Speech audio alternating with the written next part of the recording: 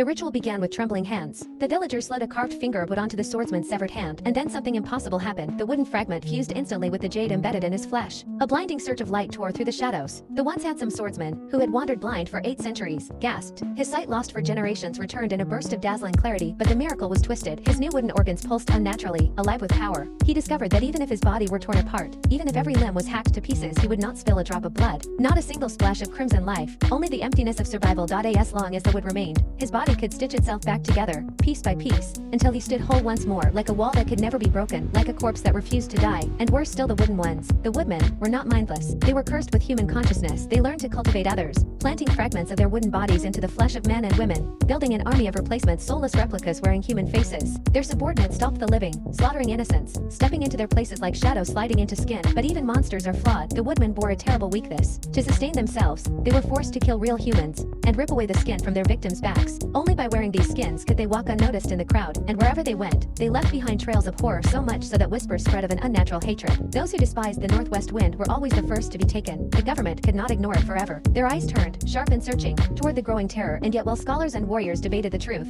no one realized that among them sat one who already knew, watching, waiting, hungry.